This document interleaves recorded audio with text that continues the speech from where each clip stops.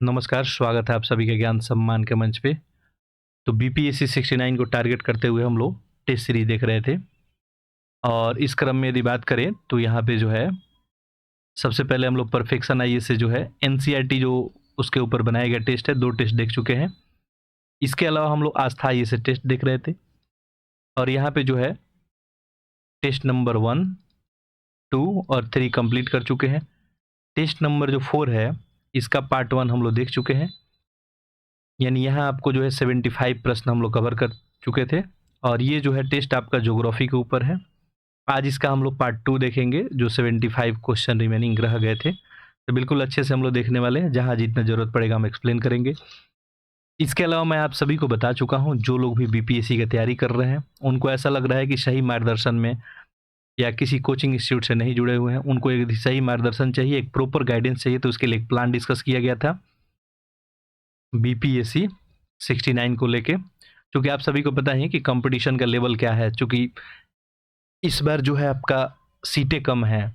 अब सीट कम है तो ऐसे में तो आप सभी को पता है प्रतिस्पर्धा जो है उसका लेवल जो है अधिक रहने वाला है। तो ऐसे में यदि स्मार्ट अप्रोच एक नहीं अपनाते हैं, आप सही अप्रोच नहीं अपनाते हैं, उसी को ध्यान में रख के मार्गदर्शन वाला जो है आपका मेंटरशिप एक प्रोग्राम है, जिसमें सारा कुछ आपको कराया जाएगा। मेंस वगैरह भी इसमें आपको इंक्लूडेड है और ये सारा कुछ जो है बिल्कुल फ्री ऑफ कॉस्ट है। तो ऐसा कुछ नहीं है आपसे कुछ चार्ज लिया जाएगा, सारा कुछ फ्री ऑफ कॉस्ट है। सारा प्रोग्राम के बारे में ऑलरेडी हम डिस्कस कर चुके हैं, ठीक है। बाकी एक जो है इसके लिए यहाँ पे हम गूगल फॉर्म के रूप में एक फॉर्म अपलोड किया गया है, आपको डिस्क्रिप्शन बॉक्स में फॉर्म डाला हुआ है, बाकी कमेंट बॉक्स में मैं यहाँ पे अपलोड कर दूंगा। तो आप लोग जल्द से जल्द जो है फॉर्म को फिलअप कर दें। काफ़ी सारे लोग अभी तक फॉर्म फिलअप कर चुके हैं, तो थोड़ा सा धैर्य और पेशेंस रखेंगे। मैं ऑलरेडी बता चुका हूँ पिछले दिन के लेक्चर में कि आपका जो है 17 जुलाई से बैच स्टार्ट कर दिया जाएगा।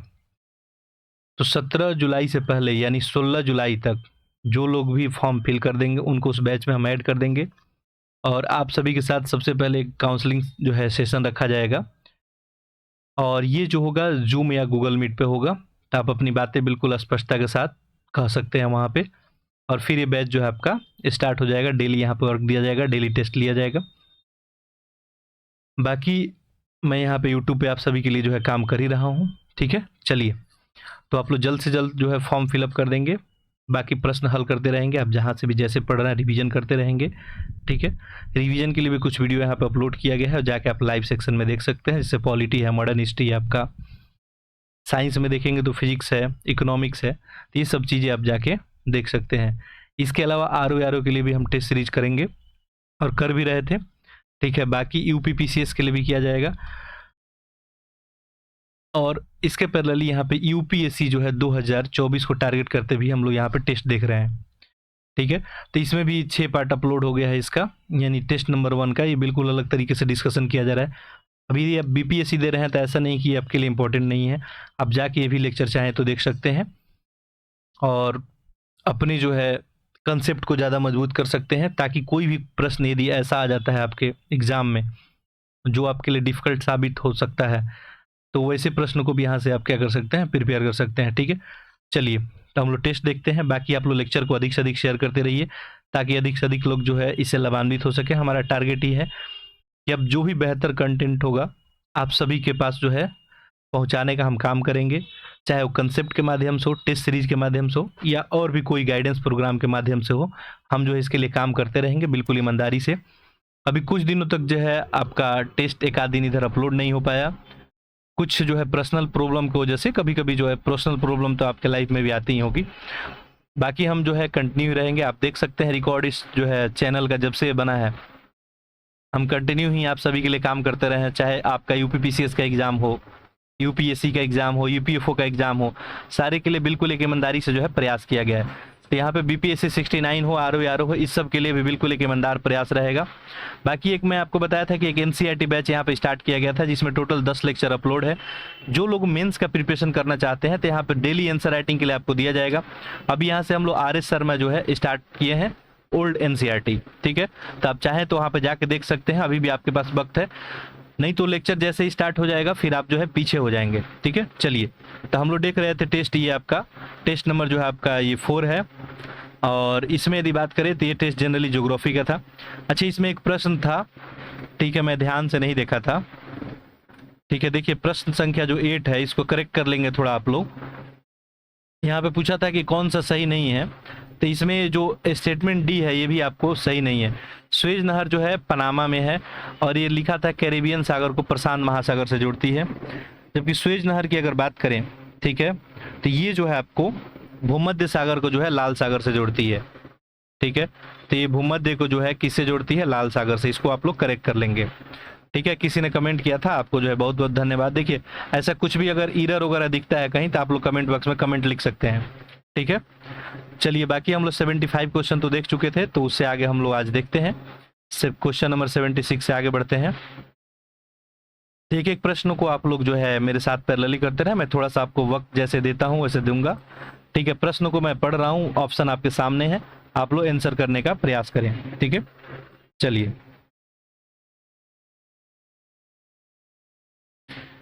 देखिए प्रश्न संख्या जो है 75 यहाँ पे क्या पूछा जा रहा है। अच्छा, माइक वगैरह में थोड़ा सा मेरे को ऐसा लगता है कि इशू आ गया है, तो मैं जल्द ही इसको रिजल्व करने का कोशिश करूंगा, तब तक आप सभी से एडजस्ट करेंगे। बाकी हमारा प्रयास रहेगा कि आप तक जो है क्लियर आवाज जा पाए। निम्नलिखित में से जो है कौन से कथन सुमेलित नहीं है, यानी यहाँ भी आपको गलत ही बताना है। ठीक है, देखिए तो पहला है सबसे लंबी सुरंग जो है रेलवे का पीर पंजाल, सबसे लंबा सड़क नदी पुल भूपेंद्र हजारिका, सबसे लंबी सहायक नदी यमुना, उपरोक्त में से कोई नहीं। गलत बताना है। ठीक है, आंसर करें इसका। देखिए यहाँ पे सबसे लंबी जो है रेलवे सुरंग की बात की जा रही है, ये आपको सही कथन है, नदी पुल भूपेंद्र हजारिका पर ही है, और सबसे लंबी सहायक नदी यमुना ही, तो उपरोक्त में से कोई नहीं हो जाएगा, ऑप्शन डी हो जाएगा। अगला प्रश्न देखिए, निम्नलिखित में से कौन सा जो है भारतीय मानसून के सामान्य प्रवाह को प्रभावित करता है। ठीक है, यहाँ पे 4 ऑप्शन है आपके सामने, आंसर करें। देखिए भारतीय मानसून की बात करेंगे तो यहाँ पे एल नीनो है, लानीना है और जेट प्रवाह, सारे ये प्रभावित करते हैं, तो यहाँ पर ऑप्शन क्या बन जाएगा आपका, डी। अगला देखिए, निम्नलिखित में से कौन सुमेलित नहीं है, ये बताना है, और बिल्कुल इफेक्चुअल सा क्वेश्चन है। ठीक है, देखिए राष्ट्रीय जल मार्ग, यानी ये एनएच की बात नहीं कर रहा है, किसका, नेशनल वाटरवे की बात की जा रही है। ठीक है, तो वाटरवे 1 जो है प्रयागराज से हल्दिया तक, वाटरवे जो 2 है सादिया से घुबरी तक, और 3 जो है आपका काकीनाडा से पुदुचेरी तक। तो यहाँ पे सारा ही ऑप्शन क्या है आपको सही है, आप लोग आंसर कर लिए होंगे। ऐसे में ऑप्शन क्या हो जाएगा, डी। अच्छा यहाँ पे क्या, हाँ उपरोक्त में से कोई नहीं हो जाएगा। ठीक है, चलिए अगला देखिए, और इसी फॉर्मेट में अब की बार बीपीएससी में आपका ऑप्शन रहेगा, आपको पता है कि नेगेटिव इंट्रोड्यूस हो चुका है, तो ऐसे ही होगा, ऑप्शन डी होगा। हो सकता है इसमें उपरोक्त में से कोई नहीं हो या उपरोक्त में से सभी हो, ऐसा कुछ देखने, मतलब ऐसा कुछ अनुमान है कि ऐसा कुछ हो सकता है। मिशन लाइफ को केंद्र में रखते हुए किस मंत्रालय ने विश्व पर्यावरण दिवस 2023 मनाने की परिकल्पना की है। कौन से मंत्रालय के द्वारा जो है विश्व पर्यावरण दिवस जो है मनाने की बात की गई है, मिशन लाइफ को केंद्र में रखते हुए, आंसर करें। यहाँ पे देखिए पर्यावरण वन और जलवायु पर्यावरण मंत्रालय है, गृह मंत्रालय है, पर्यटन मंत्रालय है, उपरोक्त में से कोई नहीं। सही ऑप्शन क्या हो जाएगा, ऑप्शन ए पर्यावरण वन और जलवायु मंत्रालय। आप लोग भी आंसर कर रहे होंगे, हम उम्मीद यही कर रहे हैं। भारतीय समुद्र तटीय रेखा की कुल लंबाई कितनी है, यहाँ पे समुद्र तटीय पूछा गया है। ठीक है, 3 ऑप्शन में देखेंगे, आप लोग अभी तक आंसर कर लिए होंगे। देखिए ये हो गया आपका भारत हो गया। ठीक है, तो ऐसे में देखें तो ये जो तट है क्या है, समुद्र तटीय ही है। ठीक है, ये तो है ही। अगर मुख्य भूमि से देखेंगे तो तट रेखा का लंबाई लगभग जो है आपको कितना है, 6100 किलोमीटर है। ठीक है, इसके अलावा भी देखेंगे आप तो जैसे लक्षद्वीप वगैरह, अंडमान वगैरह का अगर ऐड कर लेंगे तो ये जो है लंबाई थोड़ा बढ़ जाता है। ठीक है, मुख्य भूमि से अगर क्वेश्चन में अगर यूज कर देगा तब तो आंसर आपका 6100 किलोमीटर ही होगा, क्योंकि यही भारत का जो क्षेत्र है ब्लू कलर से जो आपको दिख रहा है, यही क्षेत्र क्या है, तटीय रेखा।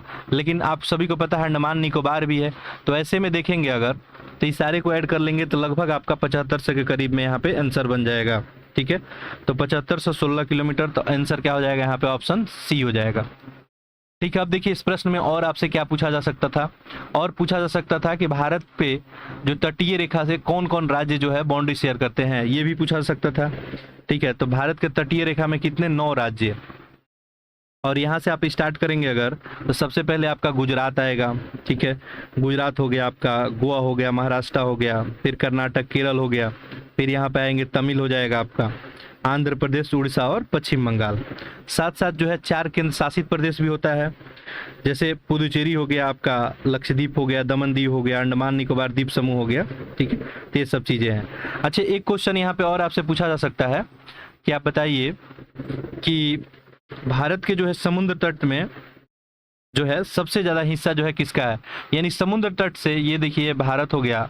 ठीक है, तो समुद्र तट से सबसे ज्यादा हिस्सा कौन शेयर करता है, कौन से राज्य समुद्र तट से सबसे ज्यादा करता है और कौन सबसे कम करता है, ये पूछा जा सकता है। तो देखिए सबसे ज्यादा जो है लगभग 23% के करीब आपका गुजरात। ठीक है, ये बात याद रखेंगे। इसके बाद आंध्र प्रदेश और तमिल। सबसे कम कौन सा हो जाएगा आपका?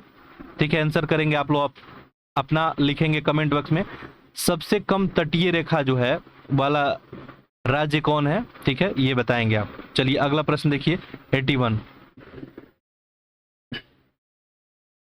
अगला दिया है आपका, वन्य संरक्षण अधिनियम 2022 के संदर्भ में कौन सा कथन सही नहीं है। ठीक है, तो यहाँ पे गलत ही बताना है आपको वन संरक्षण अधिनियम के बारे में। देखिए, यह अधिनियम 1 अप्रैल 2023 से लागू होगा। 1972 में वन्य जीव संरक्षण अधिनियम के स्थान लिया। लुप्त प्राय प्रजाति का संरक्षण करना, संरक्षित क्षेत्रों का बेहतर प्रबंधन और वन भूमि का संरक्षण के उद्देश्य से ये आपको बनाया गया है। यहाँ पे बताना है कौन सा कथन सही है। ठीक है, यहाँ पे गलत नहीं बताना है, बताना है कौन सा सही है। देखिए, ये जो आपका वन्य जीव संरक्षण अधिनियम 2022 की बात कर रहा है, तो यहाँ पे वर्ड पे ध्यान देंगे तो ये पूछा है लागू होगा, तो बिल्कुल बात सही है कि लागू कब होगा, आप लोग आंसर कर लिए होंगे ऑप्शन ए, यह अधिनियम 1 अप्रैल 2023 से लागू हो जाएगा। ठीक है, 1972 में जो है वन्य जीव संरक्षण अधिनियम का स्थान लिया था। ठीक है, ये भी बात सही है। और ये जो बनाया गया है आखिर किसके लिए, तो जो भी लुप्त प्राय प्रजाति है उनको संरक्षण देना, जो भी संरक्षित क्षेत्र का बेहतर प्रबंधन करना और वन भूमि का संरक्षण इसका उद्देश्य है। तो सारा स्टेटमेंट ही सही है, तो ऐसे में ऑप्शन तो आपका डी बन जाएगा। चलिए, सारे प्रश्न आप लोग कर रहे होंगे। ठीक है, बहुत अच्छे अच्छे प्रश्न का कलेक्शन है और इसी लेवल का लगभग आपके एग्जाम में प्रश्न होंगे। देखिए, अच्छा ज्योग्राफी की अगर बात करें ना, तो इंडियन ज्योग्राफी प्लस बिहार का ज्योग्राफी, ये दोनों मिला के मिनिमम मैं बात करूं तो आपसे 15 क्वेश्चन तो यहाँ से पूछा ही जाएगा मिनिमम। ठीक है, देखिए, निम्नलिखित में से कौन सा जो है मानवीय क्रियाकलाप पर्यावरणीय और अवनयन का कारण है। ठीक है, मानवीय क्रियाकलाप यहाँ पे वर्ड में यूज किया गया है। देखिए, आंसर करें इसका। देखिए, ऑप्शन में पहला है वनोन्मूलन है, उर्वरक और कीटनाशकों का अत्यधिक प्रयोग, औद्योगिक अपशिष्ट और उपयुक्त सभी। देखिए, मानव की वजह से जो पर्यावरण की क्षति पहुंच रही है उसका वजह क्या है, तो वनोन्मूलन भी है, बात सही है। ठीक है, जो आपका डिफॉरेस्टेशन हो रहा है, ठीक है, फॉरेस्ट को दिन पर दिन काट रहे हैं, एक्सेस जो हम लोग आपको फर्टिलाइजर वगैरह का इस्तेमाल कर रहे हैं, तो उर्वरक और कीटनाशक का प्रयोग भी हो जाएगा।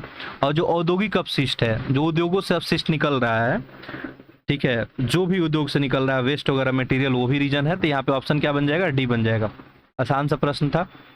आगे देखिए, निम्नलिखित में से कौन सा सुमेलित नहीं है पूछा है, गलत बताना है यहाँ पे।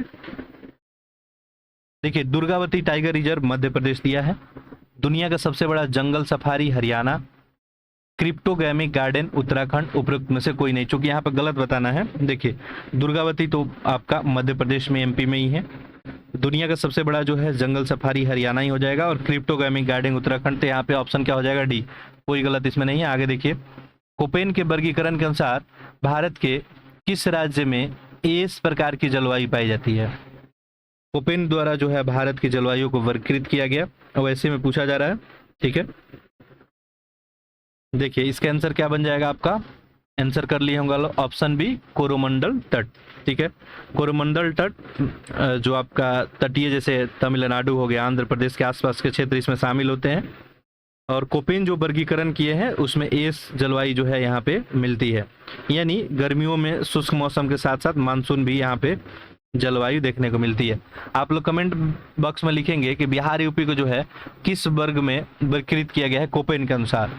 ठीक है, आप लोग कमेंट बॉक्स में लिख सकते हैं। आगे देखिए, त्रिपुरा और बांग्लादेश के बीच कौन सी रेखा है? आसान सा प्रश्न है। त्रिपुरा और बांग्लादेश के बीच, तो ये कौन सा हो जाएगा? शून्य रेखा। यहाँ पे कुछ और रेखाएं हैं, मैकमोहन रेखा, रेड क्लिफ है। ठीक है, अब रेड क्लिफ तो सारे लोगों को पता ही होगा, भारत और पाकिस्तान के बीच है।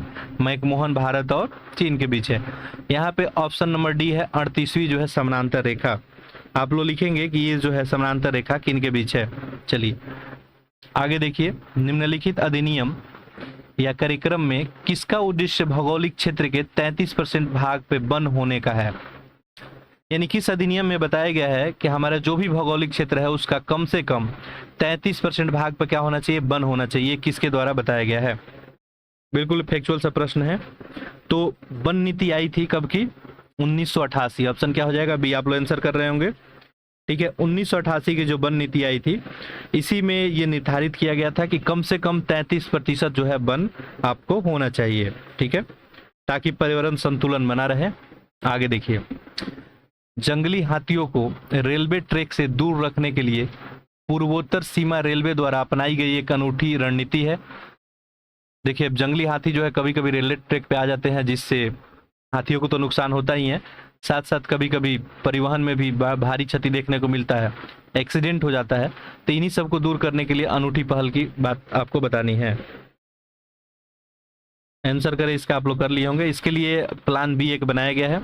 ठीक है, देखिए, पूर्वोत्तर सीमा रेलवे के द्वारा जो है जंगली हाथियों को सुरक्षित रखने के लिए कार्यक्रम लाया गया है, और रेलवे के द्वारा एक ये सर्वश्रेष्ठ नवाचार पुरस्कार भी इसको मिला है भारतीय रेलवे के द्वारा, कि पटरियों के पास जो है उपकरणों की स्थापना की जाएगी। और इसमें जनरली क्या किया जाएगा? आपको मधुमक्खियों के झुंड की भनभनाहट की जो है नकल करने वाली एक प्रवर्धन प्रणाली इसमें उसी के रेफरेंस में रखते हुए यहाँ पे जो है काम किया गया है। ठीक है, हाथियों का जो प्राकृतिक विकर्षक माने जाने वाला मधुमक्खी के झुंड है, इन्हीं को जो है गुलजार ध्वनि का उत्सर्जन करती है। तो ऐसे में इसी का जो है यहाँ पे प्रयोग किया जा रहा है। अच्छा, ऐसा प्रयोग करने वाला ये जो प्लान है, ये कौन है अगर पूछ दे आपसे? ठीक है, तो पहला जो है पहल गुवाहाटी रेलवे स्टेशन के द्वारा किया गया। ठीक है, और यहाँ पे जो है ध्वनि को 600 से 7 मीटर दूर हाथियों के लिए जो है श्रव्य है। तो इस प्रकार का उन्हें पटरियों से दूर रखने में मदद मिलेगा। यानी मान लीजिए पटरी है ये, ठीक है, यहाँ से 607 मीटर दूर ही क्या होंगे, हाथियाँ जो है इस आवाज को सुन लेंगी, और ऐसे में जो है क्या करेंगी, ये सुरक्षित रह सकती हैं। ठीक है, चलिए देखेंगे आप। तो अगर दुनिया में बात करेंगे तो वन्यजीव विशेषज्ञों का कहना है कि दुनिया में हाथियों का सबसे बड़ा रेल हादसा कहाँ होता है? भारत में होता है। तो ऐसे में ये जो है सबसे बेहतर कदम भारत के लिए है। ठीक है, एक साउंड जो है प्रोड्यूस किया जाएगा, उस साउंड को सुन के जो हाथियां क्या करेगी, रुक जाएंगी। ठीक है, आगे देखिए, प्रश्न संख्या 88। भारत के संदर्भ में हल्बी हो और कोई पद किससे संबंधित है? आंसर करें। हल्बी, हो और कुई, तीन चीज दिया है। एक हल्बी है, एक हो है और एक कुई है। ये देखिए, पश्चिमोत्तर भारत का नृत्य रूप है, वाद्य यंत्र है, प्रागैतिहासिक गुफा चित्रकला है या जनजातीय भाषा है? आप लोग आंसर कर लिए होंगे। ऑप्शन क्या हो जाएगा इसका? डी, ये जनजातीय भाषा है आपका। हल्बी जो है बस्त्री के नाम से भी हल्बी को जानते हैं, और ये पूर्वी जो इंडो आर्यन थे उन्हीं का भाषा है, और ये मध्य में जो जनजातीय के द्वारा बोले जाने वाला भाषा है। क्लियर है? चलिए आगे देखिए, IUCN के द्वारा world commission on protect India's द्वारा ओरंग नेशनल पार्क को इंटरनेशनल रेंजर अवार्ड 2022 दिया गया। किस राज्य में स्थित है ओरंग? सिंपल पूछा जा रहा है, ओरंग बताइए। आंसर आप लोग कर लिए होंगे। बिल्कुल आसान सा आंसर है इसका, क्या हो जाएगा? Option B, Assam. असम राज्य में स्थित है। आगे देखिए, प्रश्न संख्या 90।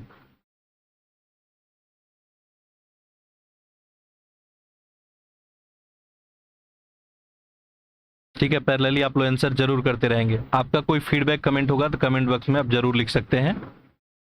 देखिए, ऊर्जा सांख्यिकी डेटा 2022 के नवीनतम आंकड़ों के आधार पे शीर्ष कुल नवीनकरणीय ऊर्जा स्रोत की स्थापित क्षमता के आधार पे शीर्ष राज्यों का सही क्रम। यहाँ पे वर्ड पे थोड़ा ध्यान देंगे। आपसे क्या पूछा गया है नवीनकरणीय ऊर्जा के बारे में पूछा गया है। ओवरऑल ऊर्जा की बात नहीं है, केवल नवीनकरणीय। नवीनकरणीय का मतलब आप समझ ही रहे होंगे, ठीक है, यानी आपको रिन्यूएबल जो है सोर्स के बारे में, रिन्यूएबल एनर्जी के बारे में आपको बताना है। जैसे आपका सोलर हो गया, विंड हो गया, तो उन्हीं के आधारों पे बताना है शीर्ष जो है राज्यों का क्रम, ठीक है। आंसर करें इसका। तो देखिए अगर रिन्यूएबल की बात करेंगे तो इसमें ऑप्शन क्या बन जाएगा आपका, सी, राजस्थान, गुजरात और तमिलनाडु, ठीक है। ये 2022 का जो है डाटा आपसे पूछा जा रहा था। 2022 के हिसाब से देखेंगे तो राजस्थान, गुजरात, फिर तमिलनाडु और इसके बाद भी अगर देता तो एक और यहाँ पे ऐड कर ले, कर्नाटक, ठीक है। नवीनकरणीय ऊर्जा के बारे में आप सभी को पता ही होगा, थोड़ा सा इसके बारे में बता देते हैं।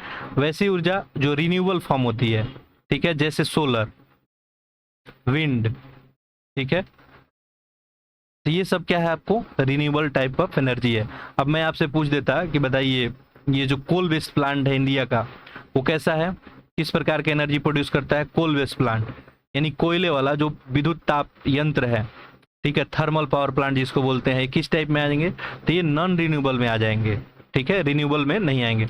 आप कोयला को जला के एनर्जी तो उत्पन्न कर सकते हैं, लेकिन फिर क्या उसको कोयला में बदल सकते हैं आप लोग, ठीक है, नहीं कर सकते हैं ऐसा। चलिए आगे देखते हैं। क्वेश्चन नंबर 91, NFSS 5 के अनुसार क्या सत्य है, ठीक है। देखिए लैंगिक अनुपात 1020 है, बच्चों का बावनापान जो है 36%, वास्टिंग 90%, बिहार स्टंटिंग 42%। इसमें कौन सही है बताना है, ठीक है। देखिए NFHS का बात करेंगे तो सारा कुछ ही रिपोर्ट यहाँ पे सही दिख रहा है। 1020 है लैंगिक अनुपात, बच्चों का बावनापान 36% है, और वेस्टिंग जो है आपका 19 और बिहार स्टंटिंग जो है 42। इस तरह से ऑप्शन क्या बन जाएगा, डी बन जाएगा। आगे देखिए क्वेश्चन नंबर 92, विभिन्न तटों के नाम के बारे में सत्य है, ठीक है, आपको बताना है कौन सा इसमें गलत है। देखिए मलाबार तट केरल, कोंकण महाराष्ट्र, कोरोमंडल तमिल। अब देखिए ये जो तटीय प्रदेश है तो यहाँ पे क्या किया गया, इसका एक स्पेशल नाम दे दिया गया, ठीक है। जैसे मान लीजिए यहाँ से यहाँ कुछ नामकरण कर दिया गया, यहाँ से कुछ नामकरण कर दिया गया, यहाँ से, यही आपसे पूछा जा रहा है। तो देखिए मलाबार तट केरल ये तो बिल्कुल ही क्या है आपको सही है, कोंकण महाराष्ट्र को बोलते हैं, और कोरोमंडल जो है ये तमिल के पास। ये जो चिल्का तट है यही क्या हो गया गलत। चिल्का तट आखिर तो है कहाँ पे, तो चिल्का तट के बारे में अगर बात करेंगे तो ये उड़ीसा वाला, ठीक है, उड़ीसा वाला जो रेंज है इसी को हम लोग बोलते हैं। चलिए आगे देखिए, निम्न में से कौन सा सत्य है गलत, फिर यहाँ ढूंढना है आपको, आंसर करें इसका। देखिए राजा जी जो राष्ट्रीय अभयारण्य है तमिलनाडु में, ठीक है। चलिए इसको और जूम कर लेते हैं हम, आप लोगों को अच्छे से क्लियर दिखेगा, ठीक है, हो सकता है किन्हीं को नहीं दिख रहा। चलिए ठीक है, राजा जी जो है तमिलनाडु, बांडीपुर राष्ट्रीय पार्क असम, कान्हा टाइगर मध्य प्रदेश और वाल्मीकि जो है बिहार। गलत यहाँ पे बताना है। देखिए ये राजा जी जो है तमिल में ही है, आपको पता है। वाल्मीकि राष्ट्रीय पार्क बिहार में है, बिल्कुल सही है। कान्हा जो मध्य प्रदेश में, ये भी सही है। ये बांडीपुर राष्ट्रीय पार्क असम, यही क्या हो गया आपका गलत, तो ऐसे में आंसर आपका ये बन जाएगा, ठीक है। ये बांडी है या बांदीपुर कहीं कहीं लिखता है, तो ये राष्ट्रीय उद्यान जो है आपका ये मैसूर जो है कर्नाटक में स्थित है। कहाँ स्थित है, कर्नाटक। 1974 में इसका निर्माण हुआ था, ठीक है। चलिए भारत में कुल कितने आर्द्रभूमि स्थल की संख्या है। बहुत ही आसान सा प्रश्न है। वर्तमान भारत में जो है रामसर स्थलों की संख्या बतानी है, तो ऐसे में आप लोग आंसर कर लिए होंगे। अभी जो है हालिया जो है 75 है, अभी बढ़ भी सकता है, ठीक है। वर्तमान में भारतीय कृषि के संदर्भ में असत्य है, ठीक है, गलत बताना है। देखिए कुल अनाज का उत्पादन जो है 3235.5 लाख टन, कुल दूध का उत्पादन 22 करोड़, कुल बागवानी उत्पादन 341.63 मिलियन टन, और कुल मछली का उत्पादन यहाँ पे 8.5 मिलियन मीट्रिक टन, ठीक है। इसमें बताना है कौन सा आपको गलत है। देखिए तो यहाँ गलत ऑप्शन जो है, ये ऑप्शन आपका क्या हो जाएगा, आंसर कर लिए लोगे ऑप्शन डी। देखिए ये मछली उत्पादन 8.5 मिलियन टन नहीं है, ठीक है।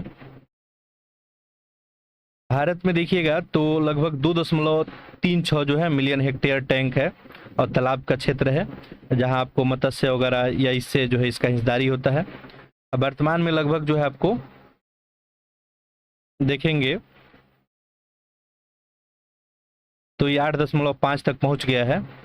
यहाँ पे पूछा था कि कृषि के संदर्भ में कौन सा गलत है, ठीक है।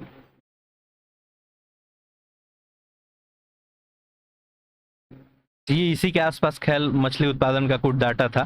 खैर इसको हम अगले में क्लियर करेंगे, अभी के लिए ऑप्शन इसको डी ही एज्यूम कर लें आप लोग, ठीक है। चलिए 2023 में भारतीय जनसंख्या के बारे में सत्य है गलत बताना है।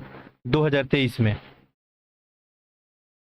देखिए कुल जनसंख्या 1.429 अरब, दुनिया के कुल आबादी का लगभग 16.9, वर्तमान साक्षरता 77.70, लैंगिक अनुपात 1020, ठीक है। आंसर करें। देखिए दुनिया का सबसे जो है ज्यादा जनसंख्या वाला भारत बन गया है 2023 का रिपोर्ट के अनुसार अगर बात करें तो ये तो बात सही है। और इसमें हालिया जनसंख्या बताया गया 1.42, तो ये तो बात क्या है, सही है। वर्तमान साक्षरता दर ये लगभग 77 ही बताया गया, लैंगिक अनुपात ये बताया गया, ठीक है। तो ये सब सारा कुछ सही है। गलत यहाँ पे कौन है, दूसरा। कुल आबादी का जो है अभी हाल फिलहाल जो रिपोर्ट बताया गया उसमें 17.9% बताया गया है कि भारत का जनसंख्या कुल आबादी का जो है विश्व के कुल आबादी का कितना है, 17.9 है, ठीक है। याद रखेंगे इसको। आगे देखिए राष्ट्रीय जो है राजमार्ग विकास के संदर्भ में सत्य है बताना है। राष्ट्रीय राजमार्ग विकास NHAI के द्वारा विकास इसका स्वर्णिम चतुर्भुज योजना की शुरुआत गलियारे योजना से संबंधित कश्मीर से है। इनमें से कौन सा सही है बताना है। देखिए ये राष्ट्रीय जो राजमार्ग विकास की बात करें तो NHAI के द्वारा ही विकास किया गया, स्वर्णिम एक चतुर्भुज बना, ठीक है। स्वर्णिम चतुर्भुज जो है अब इसमें जो है यहाँ से इस NH को ये जोड़ता है, इस NH से इसको जोड़ता है, ठीक है। तो ये स्वर्णिम चतुर्भुज आपका हो गया। तो स्वर्णिम चतुर्भुज वाला योजना जो है इन्हीं के द्वारा शुरू की गई और गलियारे योजना का भी संबंध कश्मीर से है। सारा कुछ सही है, तो ऑप्शन यहाँ पे क्या बनेगा, डी बन जाएगा। आगे देखते हैं 98। आप लोग लेक्चर को अधिक से अधिक शेयर कर देंगे, ठीक है, ताकि अधिक से अधिक लोग के पास ये कंटेंट पहुंच जाए। आप सभी को पता है कि मार्केट में जो है इन सब टेस्ट सीरीज की क्या कीमत होती है, ठीक है। ऐसे में सारा लोग एफर्ट नहीं कर पाते हैं। ऐसे में आप सबका दायित्व तो बनता है एक समाज के नागरिक होने के नाते कि जो भी कंटेंट मिले, मैं ये नहीं बोल रहा हूँ यही कंटेंट आप जो है जो भी पढ़ने वाले बच्चे हैं उनमें जरूर शेयर कर दें। भारत के आणविक खनिज के संदर्भ में कौन सा कथन असत्य है गलत बताना है यहाँ भी, ठीक है। देखिए उड़ीसा ग्रेफाइट का सबसे बड़ा उत्पादक राज्य है। जीरकन मुख्यतः केरल के तटीय बालू में पाया जाता है। एंटीसनी हिमाचल प्रदेश और मध्य प्रदेश के बीच पाया जाता है। यूरेनियम बिहार में पाया जाता है। यहाँ पे क्या बताना है आपको, गलत, ठीक है। तो ऑप्शन यहाँ पे गलत कौन हो जाएगा, डी, ठीक है। बाकी कुछ सही है। उड़ीसा जो है ग्रेफाइट में सबसे बड़ा उत्पादक वगैरह है, ठीक है। चलिए हरित क्रांति के सकारात्मक प्रभाव के संदर्भ में कौन सा कथन सही नहीं है। यहाँ पे सकारात्मक क्या पूछा है, ठीक है, तो कौन सा सही नहीं है ये आपको बताना है। देखिए पहला, इसे फसलों के उत्पादन और उत्पादकता में आशातीत जो है वृद्धि हुई है। आय में वृद्धि के साथ साथ जीवन स्तर में वृद्धि हुई है। पूंजी का प्रसार गांव की ओर हुआ है और अंतः प्रादेशिक और अंतर प्रादेशिक विषमता में वृद्धि हुई है। यहाँ पे चूंकि गलत बताना है, देखिए हरित क्रांति का सकारात्मक अगर इफेक्ट की बात करें तो फसलों के उत्पादन और उत्पादकता में वृद्धि हमको देखने को मिली है, बात सही है। आयों में वृद्धि यहाँ पे देखने को मिली है। जीवन स्तर से जो है बढ़िया हुआ है। पूंजी का प्रसार जो है गांव तक पहुंचा है, इसके वजह से ये भी बात सही है। लेकिन ये चौथा स्टेटमेंट क्या है आपको गलत है। वजह क्या है, यहाँ पे क्या लिखा है, अंतः प्रादेशिक और अंतर प्रादेशिक विषमता बड़ी है। तो ये तो इसका निगेटिव है, सकारात्मक प्रभाव इसका नहीं है, ठीक है। पॉजिटिव इफेक्ट यहाँ पे पूछा गया था, ठीक है। इंटर जो है आपका रीजनल अगर डिस्पैरिटी की बात की गई है तो ये क्या है आपको निगेटिव इफेक्ट है। आगे देखिए वर्तमान समय में जो है कृषि जोत के आधार पे वर्गीकरण कौन सा सही नहीं है। ये बिल्कुल फैक्चुअल सा क्वेश्चन है। यहाँ भी आपको क्या बताना है, गलत बताना है। देखिए पहला लिखा है कि सीमांत जोत जो है 1 हेक्टेयर से कम है, छोटी जोत 1 से 4 हेक्टेयर, मध्य जोत 4 से 10 और बड़ी जोत जो है 10 हेक्टेयर से अधिक, ठीक है। इसमें बताइए कौन सा गलत है। देखिए इसमें आपका गलत कौन सा है, ऑप्शन बी। ठीक है, आंसर आप लोग कर लिए होंगे। देखिए भारत सरकार के द्वारा भूमि जोत के आधार पे जो है आपको ये कृषि जनगणना के बाद, ठीक है, कृषि जोत को जो है यहाँ पे 5 भागों में बांटा गया है। कितने भागों में? 5 भागों में। पहला आपको सीमांत, ठीक है, जो 1 हेक्टेयर से कम का होगा उसको क्या रखेंगे? सीमांत में रखेंगे, ये बात बिल्कुल सही है। ठीक है, छोटा, छोटी जोत जो है इसके लिए जो रेंज डिसाइड किया गया है ये आपको 1 से 2 हेक्टेयर का है, ना कि 1 से 4 का है, 1 से 2 हेक्टेयर का है। ऐसे में गलत हो गया। अच्छा, इसके बाद जो है एक अर्ध मध्यम बताया गया है, जो यहाँ पे नहीं दिया गया। अर्ध मध्यम, अर्ध मध्यम का रेंज क्या है आपको? तो 2 से जो है 4 हेक्टेयर बताया गया है। और इसके बाद यहाँ पे दिया गया है मध्यम जोत, तो मध्यम जोत का आकार 4 से 10 है और बड़ी जोत का जो है 10 हेक्टेयर से अधिक। क्लियर है? चलिए, तो ऐसे में गलत पूछा गया था तो गलत हो गया। छोटी जोत कितना होता है? 1 से 2 हेक्टेयर का इसका रेंज होता है। ठीक है, आगे बढ़ते हैं। Question number 101। देखिए पूछा है कि मैंग्रोव वनस्पतियों के विकास के लिए निम्न में से भौगोलिक दशाएं अनुकूल नहीं है। मैंग्रोव वनस्पति का विकास होना चाहिए, उसके लिए कौन सी दशा अनुकूल नहीं है, ये आप यहाँ पूछा गया है। अच्छा प्रश्न है, आंसर करें।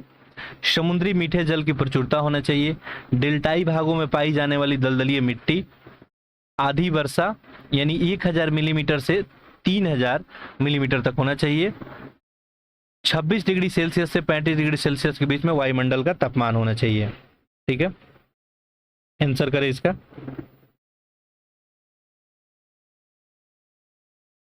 देखिए यहाँ पे चूंकि गलत बताना है तो यहाँ पे पहला ही स्टेटमेंट क्या है आपको? गलत है। वजह क्या है इसका? देखिए मैंग्रोव वनस्पति जनरली इसका डेवलपमेंट कहाँ होता है? डेल्टाई भाग में, जहाँ डेल्टा वाली क्षेत्र होती है वहीं मैंग्रोव वनस्पति सबसे ज्यादा पनपती है। वहाँ मीठे जल की प्रचुरता नहीं, नमकीन जल की प्रचुरता होनी चाहिए। ठीक है, तो उसके विकास के लिए जो है अनुकूल क्या होना चाहिए? समुद्र में जो खारे जल है, ठीक है, उनका प्रचुरता होना चाहिए। और बारिश जो है 1000 से 3000 तक होना चाहिए, बात सही है। दलदलीय तो मिट्टी होनी ही चाहिए, डेल्टाई भाग, और 26 से 35 तक टेम्परेचर जो है होना चाहिए। तो ये मीठे नहीं होकर क्या होगा आपको? खारा हो जाएगा, तो ऐसे में गलत हो गया। आगे देखिए, भारत का सबसे मैंग्रोव जो है वन सबसे अधिक किस राज्य में है? आप लोग कमेंट करेंगे। ठीक है, जो रिपोर्ट आया था अभी उसके अनुसार जो है भारत में मैंग्रोव जो है वन सबसे ज्यादा किस राज्य में है? किसी क्षेत्र के आबोहवा प्रतिरूप को प्रभावित करने वाले कारक नहीं है। ठीक है, आंसर करें।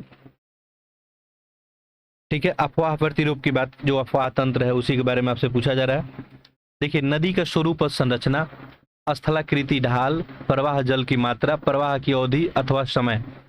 जैसे नदी तंत्र जो भी आप देखते हैं तो उनको प्रभावित नहीं करने वाला, ठीक है, कारक आपको बताना है। तो देखिए अफवाह प्रतिरूप को प्रभावित करने वाले में देखिए तो चट्टानों का स्वरूप आ जाता है, उनकी संरचना, स्थलाकृति ढाल, प्रभावित जल की मात्रा हो जाता है, प्रवाह अवधि हो जाता है, समय हो जाता है, ये सब चीजें होती हैं। यहाँ पे नदी का स्वरूप जो है और संरचना ये जो है इसमें नहीं होगा, बाकी स्थलाकृति हो ही जाएगा। ये प्रवाहित जल की मात्रा भी होगा, प्रवाह का अवधि कितना देर तक है, कितना समय तक है, ये सारा चीज इसमें आ जाएगा। चट्टानों का स्वरूप और संरचना भी इसमें आता है। ये नदी का यहाँ पे नहीं करके यहाँ पे अगर लिख देता चट्टानों, ठीक है, तब ये भी स्टेटमेंट सही हो जाता। ठीक है, चलिए तो आंसर यहाँ पे गलत कौन सा हो गया? ए। हाल ही में लाए गए चीतों की प्रजाति किस देश से लाए गए थे? ठीक है, किस देश से लाए गए हैं? देखिए भारत सरकार द्वारा जो है देखेंगे तो 1952 में जो है यहाँ पे क्या किया गया था? भारत से जो है चीतों को विलुप्त घोषित कर दिया गया था। अब चीतों को जो है पुनर्स्थापित यहाँ पे करने का प्रयास किया जा रहा है। वैसे में चीते जो है कहाँ से लाए गए थे? तो ये ऑप्शन क्या हो जाएगा आपका? ए, नामीबिया से। ठीक है, चलिए आगे बढ़ते हैं। और इनको कहाँ लाया गया था? कुनो नेशनल पार्क में। हाल ही में डेनमार्क के फाउंडेशन फॉर एनवायरमेंटल एजुकेशन द्वारा ब्लू फ्लैग प्रमाण पत्र भारत के किस तट को दिया गया? ब्लू फ्लैग, अच्छा प्रश्न है ये, देखिए डेनमार्क की एक संस्था है foundation for environmental education in, ठीक है, इन्हीं के द्वारा ब्लू फ्लैग जो है प्रमाण दिया जाता है। जो समुद्र तट साफ सुथरा रहता है, वहाँ पे सारी व्यवस्थाएं रहती है, वहाँ पे शौचालय उपलब्ध है, ठीक है, वहाँ पे जो है एक तरह से समझ जाइए कि बेहतर जो है व्यवस्था के लिए जो है सर्टिफिकेट दिया जाता है। तो एक किसको दिया गया अभी, थुंगी बीच और कदम बीच दोनों को दिया गया है, तो ऑप्शन क्या हो जाएगा, सी हो जाएगा। ठीक है, आगे देखते हैं क्वेश्चन नंबर 105।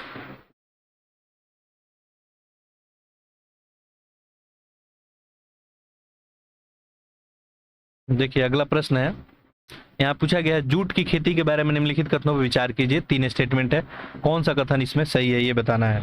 ठीक है, जूट की खेती के बारे में, जूट एक रबी फसल है। जूट की फसल के लिए उच्च तापमान सहित आर्द्र जो है जलवायु आवश्यक पड़ती है। भारत में जूट की खेती मुख्य रूप से देश के पूर्वी क्षेत्र तक सीमित है।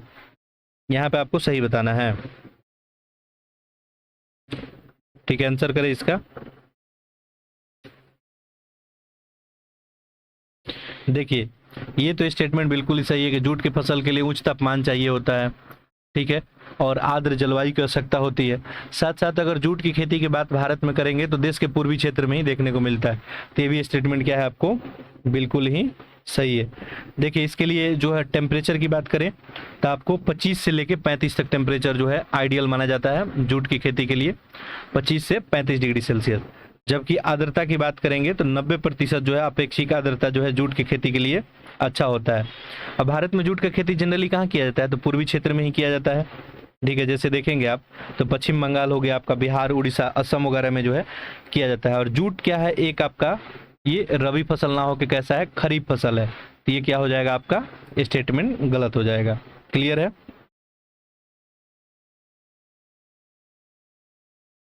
आगे देखिए, तो यहाँ पे जो है ऑप्शन क्या बन जाएगा, 2 3। ठीक है, ऑप्शन बी। भारत के निम्नलिखित में से किन राज्यों में पवन ऊर्जा के विकास की संभावनाएं अधिक है। देखिए यानी बात किसकी हो रही है, विंडो जो है पावर, विंडो एनर्जी की बात हो रही है, विंडो नहीं विंड एनर्जी की। ठीक है, तो जो विंड एनर्जी है उसकी संभावना सबसे ज्यादा कहाँ है ये पूछा गया है। यहाँ पे देखिए उत्तर प्रदेश, पंजाब है, बिहार, झारखंड है, तमिल और गुजरात। तो जहाँ विंड अगर मान लीजिए अधिक स्पीड में, जहाँ विंड की स्पीड होगी वहीं बिल्कुल संभावनाएं होगी। ऐसे में आप लोग आंसर कर लिए होंगे इसका। ऑप्शन यहाँ पे तमिलनाडु और गुजरात हो जाएगा। ठीक है, तमिलनाडु हो गया, गुजरात हो गया, इनमें जो है पवन ऊर्जा का जो है संभावना सबसे ज़्यादा है।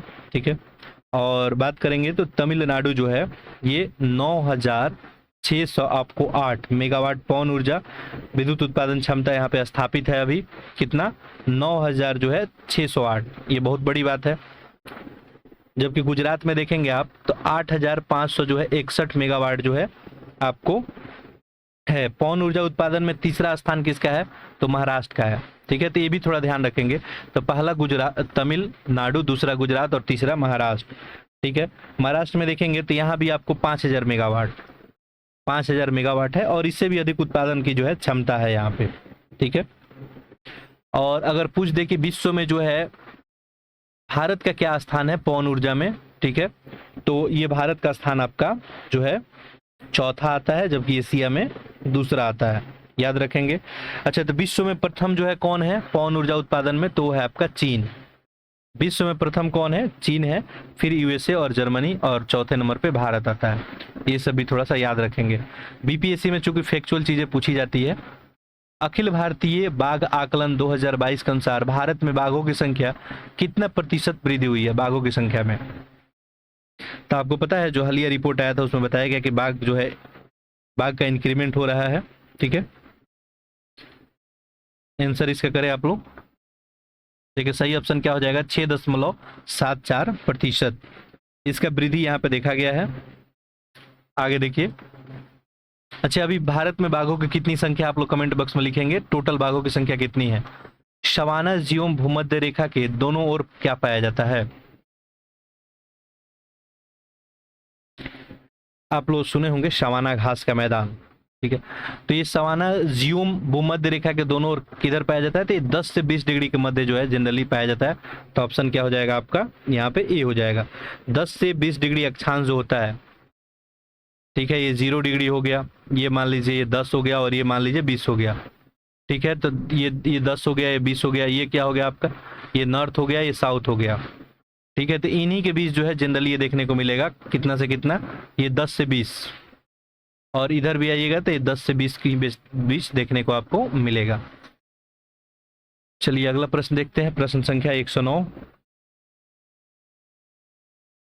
देखिए क्या पूछा गया है, निम्नलिखित में से कौन सा क्रियाकलाप जो है आपको मानसून जियोम के क्षेत्रों में परिस्थिति असंतुलन का कारण होता है। ठीक है, इकोलॉजिकल इम्बैलेंस की बात पूछी जा रही है, आंसर करें इसका। देखिए स्थानांतरित कृषि हो गया, वृक्षों की कटाई हो गई, अवैध शिकार, ये सारा ही हो जाएगा। ऑप्शन क्या हो जाएगा, डी। पूछा गया था कि कौन सा क्रियाकलाप मानसून जो जियोम के क्षेत्र को परिस्थिति को असंतुलन कर रहा है, तो बिल्कुल जो कृषि का स्थानांतरण हो रहा है, वृक्षों की जो कटाई हो रही है, अवैध शिकार हो रहा है, सारा कुछ यहाँ पे इफेक्ट करेगा इसको, और ये इकोलॉजिकल इम्बैलेंस पैदा करने का प्रयास कर रहा है। ठीक है, आगे देखिए, निम्नलिखित में से कौन सा एक सही सुमेलित नहीं है, गलत बताना है यहाँ पे। खेती है और खेती का नामकरण, बहुत ही आसान सा प्रश्न है। देखिए फूलों की खेती फ्लोरिकल्चर, फसलों की एग्रोनॉमी, सब्जियों के हॉर्टिकल्चर और फलों की खेती पोमोलॉजी। गलत कौन है इसमें, देखिए सब्जियों की खेती को हॉर्टिकल्चर नहीं क्या बोलते हैं, ओलेरीकल्चर बोलते हैं।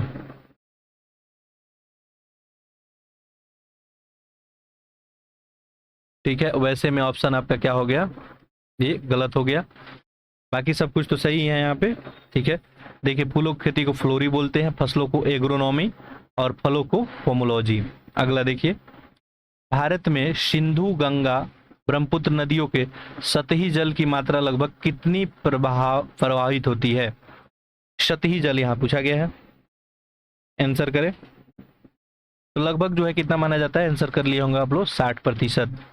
निम्नलिखित में जनवरी 2023 में विश्व की जनसंख्या कितनी हो गई, लगभग अप्रॉक्स कितनी हो गई है विश्व की जनसंख्या। देखिए यूएन के द्वारा जो है ये आपका विश्व का जनसंख्या को यहाँ पे बताया गया अभी, और लगभग जो है अनुमान लगाया गया 8 अरब के करीब में। तो यहाँ पे ऑप्शन क्या बन जाएगा आपका बी, 8.06। ठीक है, यानी 800 करोड़ के लगभग पार कर चुका है, ये अनुमान है। ठीक है, और सबसे ज्यादा आबादी किस देश की बताई गई, भारत की, अभी थोड़ी देर पहले हम लोग किए थे। आगे देखिए, भारत में किस राज्य की जो सीमा नेपाल, भूटान और चीन तीनों देश के साथ मिलती है, ये मैपिंग का प्रश्न है आपके लिए। देखिए ये हो गया आपका भारत। ठीक है, रफ कुछ डायग्राम है यहाँ बना देते हैं। यहाँ पे आपको सिक्किम है। ठीक है, यहाँ पे क्या है आपको, इस रीजन में, ये जो रीजन है यही सिक्किम है आपका। और सिक्किम का देखेंगे सीमा, तो यहाँ पे आपको नेपाल, भूटान, ठीक है, और चीन तीनों से मिलता है ये। तो ऐसे में ऑप्शन क्या हो जाएगा, यहाँ पे डी हो जाएगा। ठीक है, चलिए 113 क्या बन गया, ऑप्शन डी हो गया।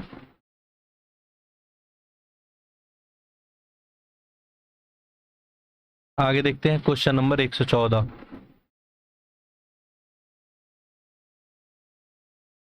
देखिए क्या पूछा गया है, निम्न नदियों में से कौन सा एक हिमालय की तीनों श्रेणियों को आर पार काटती है। हिमालय के तीनों श्रेणियों को, अच्छा क्वेश्चन है। देखिए रावी है, सतलुज है, चिनाब है और झेलम है। देखिए ये ऑप्शन क्या हो जाएगा, यहाँ पे ऑप्शन आपका बी सही हो जाएगा, सतलज नदी। आगे देखिए, निम्नलिखित में से कौन सुमेलित नहीं है, गलत बताना है। वैसे मैं आपके लिए इंपॉर्टेंट जो भी टॉपिक है, जैसे ज्योग्राफी का है, नदी तंत्र हो गया, ठीक है, या फॉरेस्ट का कोई डाटा हो गया, ये सब जो है हम आपको जो है अलग से एक सेपरेट वीडियो में बताने का प्रयास करेंगे। जैसे भारत का जनगणना हो गया, ठीक है, यहाँ से प्रश्न जो है ज्योग्राफी में बनाए ही जाते हैं। कौन सी जनजातियाँ जो है भारत और विश्व में क्या स्थान रखती है, ये सब जो है काफ़ी इंपॉर्टेंट टॉपिक है इसके लिए। अच्छा कौन इसमें सुमेलित है, अच्छा एक वीडियो तो ऑलरेडी यहाँ पे मैं अपलोड कर चुका हूँ डाटा से रिलेटेड, ठीक है, वो मैं यूपी जो है पीसीएस को लेकर अपलोड किया था। बाकी वो डाटा आपके लिए भी इंपॉर्टेंट है, ठीक है, कि उत्पादन में और उत्पादकता में, ठीक है, एक होता है उत्पादन, एक होता है भंडारण। तो उत्पादन में कौन सर्वश्रेष्ठ राज्य है भारत में, और वर्ल्ड में जो है कौन देश सर्वश्रेष्ठ है, भंडारण में कौन है, ये डाटा जो है पूछा जाता है बीपीएससी में। देखिए प्रश्न संख्या 115 देखें, अनानास के उत्पादन में प्रथम स्थान अरुणाचल प्रदेश को है, गेहूं उत्पादन में उत्तर प्रदेश, चावल में जो है पश्चिम बंगाल, सेव के उत्पादन में हिमाचल प्रदेश। इसमें क्या बताना है, गलत बताना है। सेव के उत्पादन में आप सभी को पता है कि जम्मू एंड कश्मीर जो है सबसे अच्छा रोल प्ले करता है, तो ऐसे में तो ये गलत हो गया। ऐसे चावल में पश्चिम बंगाल ही है और गेहूं में उत्तर प्रदेश है, अनानास में जो है आपको अरुणाचल प्रदेश ही हो जाएगा। ठीक है,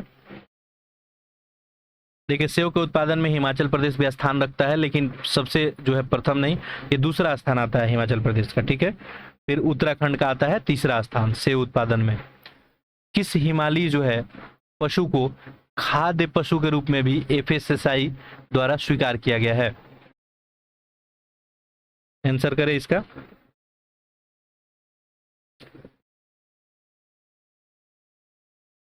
देखिए आंसर कर लिए होंगे आप लोग, चर्चा में भी रहा था याक। ठीक है, याक को जो है खाद्य पशु के रूप में भी स्वीकार कर लिया गया है।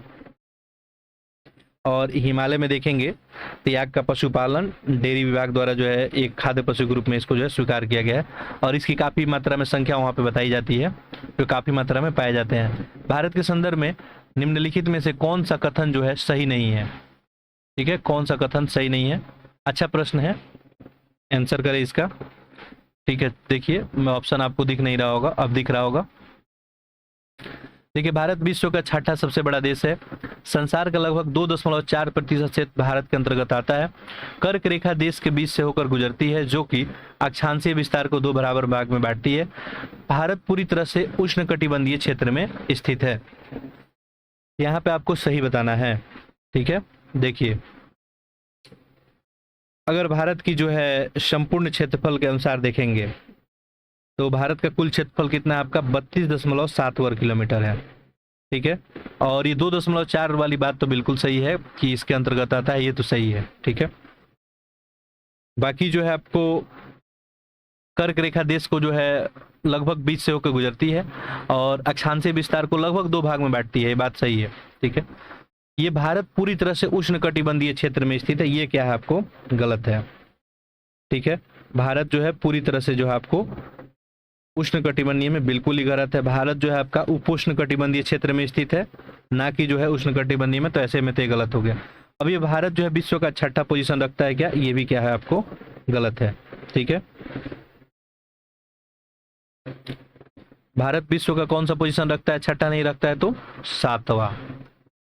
ठीक है, चलिए इतना बात आप ध्यान रखेंगे, आगे बढ़ते हैं।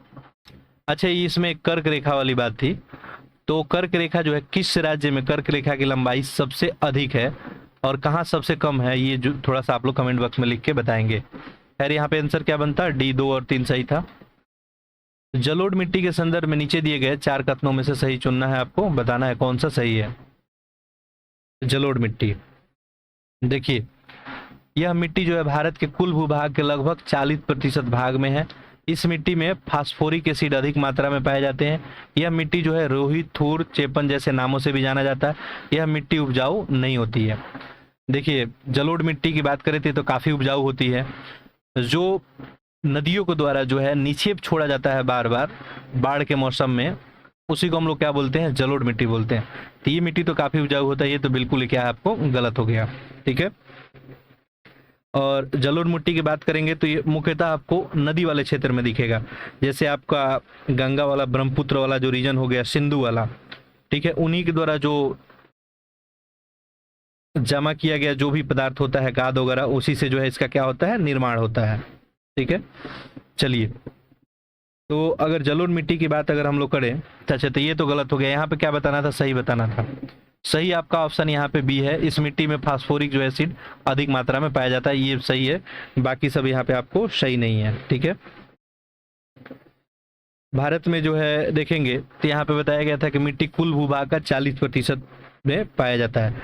ये भारत में जो है 40% नहीं, 40% से जो है अधिक आबादी में पाया जाता है, तो ऐसे में ये स्टेटमेंट ही आपका गलत हो गया था। ठीक है, चलिए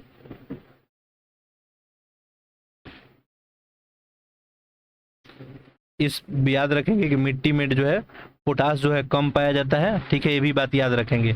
और फास्फोरिक एसिड, ठीक है, तो फास्फोरस इसमें ज़्यादा पाया जाता है और पोटास कम पाया जाता है, ये भी बात ध्यान रखेंगे। और ये जो आपका रेहू, उशर, जो ये चोपन वगैरह जैसे नाम था, ये जो है आपको इसके लिए नहीं, ये क्षारीय मिट्टी का नाम है। चलिए आगे बढ़ते हैं। निम्नलिखित में से बिहार के परिप्रेक्ष्य में कौन सा कथन सत्य है? देखिए बिहार से भी आपको पूछा जाता है ज्योग्राफी में, लगभग जो है 5 प्रश्न यहाँ से पूछे जाते हैं। वैसे में पहला प्रश्न आपके सामने रहा, आंसर करें। बिहार भारत के क्षेत्रफल की दृष्टि से 13वां स्थान रखता है। ठीक है, गलत बताना है। बिहार के पश्चिम से पूरब की चौड़ाई 483 है, उत्तर से दक्षिण जो है 348 है। बिहार झारखंड से 8, उत्तर प्रदेश से 7, पश्चिम बंगाल से 3 जिलों से अपना सीमा साझा करता है, और बिहार के 8 जिले जो है अंतर्राष्ट्रीय सीमा साझा करते हैं। ठीक है, आंसर करें।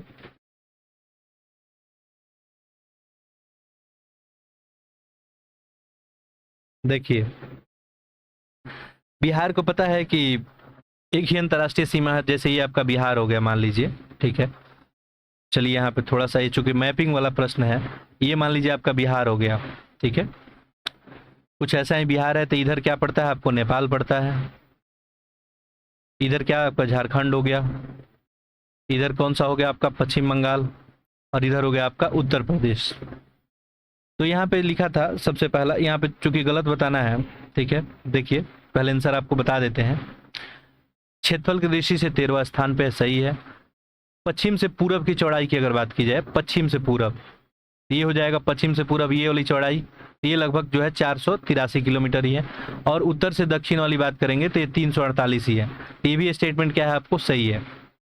बाकी बिहार जो है झारखंड से 8, उत्तर प्रदेश से 7 और पश्चिम बंगाल से 3 जिले के साथ आपका सीमा शेयर करता है, ये भी स्टेटमेंट जो है सही है। बिहार के 8 जिले अंतर्राष्ट्रीय सीमा साझा करते हैं, ये क्या हो गया आपको, गलत हो गया। ठीक है, अंतर्राष्ट्रीय सीमा तो अगर बिहार की बात किया जाए तो केवल नेपाल के साथ बिहार जो है शेयर करता है। ठीक है, अब बिहार में जो है नेपाल की अगर बात करेंगे तो यहाँ से कहानी शुरू होगी आपकी। सबसे पहले यहाँ पे कौन आ जाएगा, पश्चिमी चंपारण, ये शेयर करता है आपका। ठीक है, फिर आपका पूर्वी चंपारण आ गया। ठीक है, सीतामढ़ी आ गया, मधुबनी, सुपौल, अररिया और किशनगंज। तो ऐसे में टोटल कितने होंगे यहाँ पे, ये 7 ही जिले आएंगे, वहाँ पे 8 दिया था, तो ऐसे में एक गलत हो जाएगा। ठीक है, एक पश्चिमी चंपारण, एक पूर्वी चंपारण, एक सीतामढ़ी, एक मधुबनी, एक सुपौल, एक अररिया और एक किशनगंज, टोटल 7 जिला जो है अंतर्राष्ट्रीय सीमा के साथ बाउंड्री शेयर करते हैं। चलिए आगे देखते हैं। बाकी बिहार का मैप थोड़ा सा अच्छे से देख लेंगे आप लोग, कोशिश करेंगे कि हम मैप बिल्कुल आपको अच्छे से करा दें एग्जाम से पहले। निम्न में से कौन जो है बिहार के प्रमुख राष्ट्रीय राजमार्ग के संदर्भ में असत्य है, गलत बताना है यहाँ पे। ठीक है, देखिए NH जो है 83 है पटना से डोभी तक, 28 है पिपरा, सुगौली, रक्सौल, NH 30 है फतुहा, बाढ़, NH 102 दरभंगा, जयनगर। देखिए NH जो 102 है ये आपको छपरा को मुजफ्फरपुर से जोड़ता है, तो ऐसे में गलत हो गया। बाकी सब तो यहाँ पे सही ही है, 83 भी, और ये 28 है और 38 है। चलिए ये 120 हो गया, और अब हम लोग देखते हैं प्रश्न संख्या 1 से 21। तो जो लोग भी पहले वाला लेक्चर नहीं देखे हैं वो जाके देख लेंगे। ठीक है, डिस्क्रिप्शन बॉक्स में मैं लिंक दे दूंगा, और ऐसे आप इस चैनल के प्लेलिस्ट में जाएंगे और जैसे BPSC 69 देखेंगे तो सारा आपको एक सीक्वेंस में डाटा आपको मिल जाएगा। देखिए बिहार की जनसंख्या की वर्तमान स्थिति के बारे में सही है बताना है। ठीक है, देखिए कुल जनसंख्या 14 करोड़, नगरीय जनसंख्या पटना, सबसे अधिक नगरीय जनसंख्या पटना। ठीक है, यहाँ पे सही बताना है। देखिए कुल जनसंख्या अप्रॉक्स 14 करोड़ के ही करीब में है, और नगरीय जनसंख्या के बारे में बात करेंगे तो पटना में ही सबसे अधिक यहाँ पे देखने को मिलेगा। तो सारा कुछ यहाँ पे क्या है आपको सही है, तो ऐसे में ऑप्शन क्या बन जाएगा, सी। अगला देखिए, पूछा गया है कि भारत और बांग्लादेश के बीच जो है 1 जून 2022 से मिताली एक्सप्रेस का परिचालन किस रेल मंडल से शुरू किया गया। ठीक है, मिताली एक्सप्रेस, बिल्कुल फैक्चुअल सा प्रश्न है, चर्चा में भी रहा था ये, आंसर करें। देखिए ये जो परियोजना शुरू हुआ ये काफी बेहतर परियोजना था। ऐसे में जो है दोनों देश जो है उनके बीच जो है सामाजिक रिश्ता मजबूत होगा और आर्थिक समृद्धि को भी बढ़ावा मिलेगा आपको। ये कहाँ से शुरू हुआ था, ये आपका कटिहाल जो है रेल मंडल क्षेत्र का जो न्यू जलपाई रेलवे है स्टेशन, वहां से ढाका तक। तो आंसर आप लोग कर लिए होंगे, आंसर क्या हो जाएगा इसका, ऑप्शन ए। आगे देखिए, भारत सरकार की जल मार्ग परियोजना के तहत आपको बिहार का कौन सा शहर पहली बार अंतर्राष्ट्रीय जल मार्ग से जोड़ा गया है। देखिए हाजीपुर है, सारण है और भागलपुर है। यहाँ पे बात किसकी हो रही है? अंतर्राष्ट्रीय जल मार्ग की, इंटरनेशनल वाटरवेज। ठीक है, देखिए तो बिहार का जो पटना है उसको अंतर्राष्ट्रीय जल मार्ग से जोड़ दिया गया। ऑप्शन आपको डी हो जाएगा। निम्नलिखित में से बिहार के संदर्भ में कौन सा जो है जीआई टैग प्राप्त उत्पाद नहीं है, जिसको जीआई टैग नहीं मिला है? काफी आसान सा प्रश्न है। देखिए बिहार में देखेंगे तो अभी तक जो है 6 जो है कृषि और बागवानी उत्पादों को जीआई टैग मिल चुका है, 6 को टोटल। अब इसमें बताना है को मिथिला का मखाना है, जर्दालू आम है, मंजूषा कला शैली है, भागलपुर का आलू है। ऑप्शन क्या हो जाएगा यहाँ पे? डी। भागलपुर के आलू को नहीं मिला है, बाकी तो सब मिला ही है। मिथिला का मखाना हो गया, मंजूषा कैला शैली और जर्दालू आम को तो मिला है। ठीक है, एक बार नाम सुन ले, जर्दालू आम हो गया। भागलपुर का कतरनी चावल, तो भागलपुर के आलू को नहीं मिला है, किसको मिला है? कतरनी चावल को मिला है। अच्छा, उसके बाद जो है मुजफ्फरपुर का जो शाही लीची है इसको भी मिला है, मगध का मगही पान को मिला है और मिथिला के मखाना को मिला है। ये जो कतरनी चावल है, ठीक है, इसको भी, ये कतरनी चावल तो ये आपको पश्चिमी पूर्वी चंपारण में भी पाया जाता है। ठीक है, तो इसमें मैं अभी श्योर नहीं हूँ, लेकिन इतना है कि कतरनी चावल को जो है मिला है। ठीक है, आगे देखिए, अगले लेक्चर में मैं कंफर्म कर दूंगा। ऐसे आप कमेंट बॉक्स में लिखेंगे, बताइए कि कतरनी चावल जो है कहाँ के कतरनी चावल को जीआई टैग मिला है। निम्नलिखित में से कौन सा समूह नदियां बिहार और उत्तर प्रदेश के बीच सीमा रेखा बनाती है? बहुत आसान सा प्रश्न है। ऐसा प्रश्न बिहार पीसीएस में अभी तक पूछा जा चुका है। यहाँ पे बिहार और उत्तर प्रदेश की बात हो रही है। ये जैसे बिहार हो गया आपको, तो बिहार उत्तर प्रदेश की बात करेंगे कि एक तो करमनासा हो जाएगा, गंडक और घाघरा हो जाएगा। तो यहाँ पे ऑप्शन क्या बन जाएगा? सी बन जाएगा। आगे देखिए 126, भारत राज्य जो है वन रिपोर्ट 2021 के अनुसार बिहार के कुल कितने भौगोलिक क्षेत्र को के कितने प्रतिशत में वन है? जो वन रिपोर्ट अभी 2021 है, इसके अनुसार बताना है कि बिहार के जो है कुल कितने भौगोलिक क्षेत्रफल में जो है कितने प्रतिशत वन है। आसान सा प्रश्न है। देखिए 2021 का जो रिपोर्ट आया इसमें आपको बताया गया है कि लगभग 7.84। ऑप्शन क्या हो जाएगा? ये फॉरेस्ट रिपोर्ट भी आप लोग पढ़ ही लीजिएगा अच्छे से, क्वेश्चन यहाँ से पूछा जाता है। सेंट्रल जू अथॉरिटी के अनुसार सुविधा देने के मामले में पटना जू जो है देश भर में किस स्थान पे है? ये जो है आपको चौथे स्थान पे रहा है। आगे देखिए, जो संजय गांधी राष्ट्रीय उद्यान है उसको चौथा स्थान मिला है। खनिज और उनके जिलों के निम्नलिखित जोड़ों में से कौन सा सही ढंग से सुमेलित है? ठीक है, आपको बताना है। देखिए, चूना पत्थर कैमूर में अबरख, भागलपुर, क्वाटाइज मधुबनी, सीसा जस्ता गया।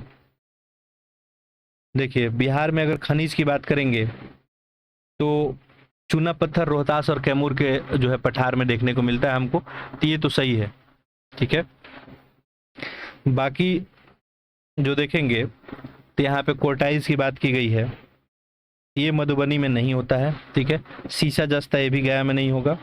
ठीक है, तो यहाँ पे सही पूछा गया था ना, तो बिल्कुल ऑप्शन ये जो है सही हो जाएगा। ठीक है, बाकी इसके अलावा और भी आप थोड़ा सा सुन ले, जैसे मैग्नीज, बिहार में मैग्नीज जो है कहाँ पाया जाता है? मैग्नीज ये जो है मुंगेर और गया में, मैग्नीज मुंगेर और गया में।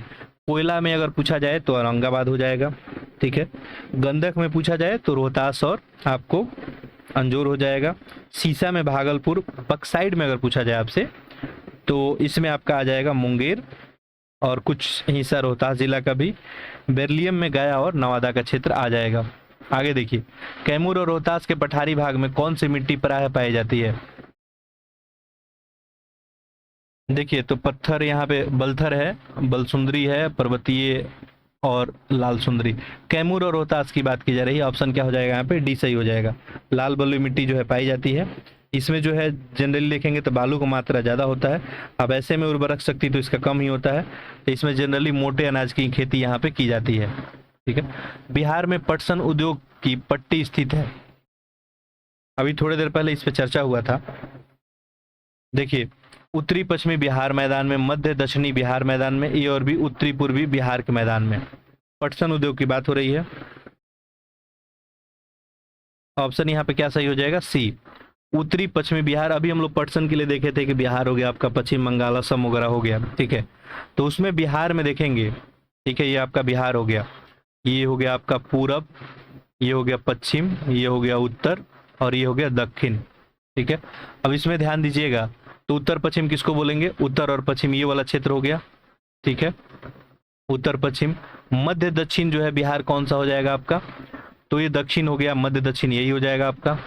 ठीक है, यहाँ पे कुछ तो इस क्षेत्र में जनरली जो है देखने को मिलता है, तो ऑप्शन यहाँ पे क्या हो जाएगा आपका, सी हो जाएगा।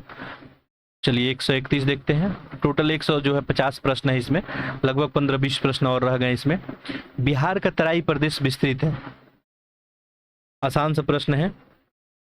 देखिए तराई प्रदेश कहाँ होगा, ये बिहार हो गया आपका, मान लीजिए ये बिहार हो गया, तो भारत नेपाल सीमा के ही समानांतर जो देखने को मिलेगा तराई प्रदेश, भारत नेपाल सीमा यही हो गया। तो ऐसे में देखिए यहाँ पे आंसर क्या बनेगा आपका, भारत नेपाल सीमा के समानांतर, ऑप्शन बी हो जाएगा। निम्नलिखित में से कौन सा कथन सही नहीं है, ठीक है, सत्य बताना है, आंसर करें इसका। शिवालिक पर्वतीय प्रदेश हिमालय के तृतीय मोड़ माना जाता है। रामनगर दून जो है हरहा घाटी के उत्तर में अवस्थित है। अब देखिए रामनगर जो दून है ये छोटी छोटी पहाड़ियों का एक क्रम है, और ये हरहा नदी घाटी के जो है उत्तर में नहीं, ये दक्षिण में है, तो यही आपको क्या हो गया, गलत हो गया। बाकी सब कुछ देखें, घाटी की ऊंचाई गंगा के जलोढ़ मैदान से ऊंचा होता है, बात सही है। सोमेश्वर श्रेणी नई परतदार चट्टानों और मुलायम बलुआ पत्थर की है, तो गलत बताना था। ठीक है, आगे देखिए, बिहार का कितना भौगोलिक क्षेत्र बाढ़ से प्रभावित है, प्रतिशत बताना है। आपको पता है कि उत्तर बिहार मैक्सिमम बाढ़ के चपेट में होता है और दक्षिण बिहार में सूखा पड़ा रहता है। वैसे में देखेंगे तो बिहार का भौगोलिक क्षेत्रफल जो है यहाँ पे लगभग 73% जो है आपको बाढ़ से प्रभावित रहता है। ठीक है, और अगर बात करेंगे तो बिहार का जो है कुल भौगोलिक क्षेत्रफल कितना है अभी, तो ये है आपको 94 लाख और 20,000 हेक्टेयर।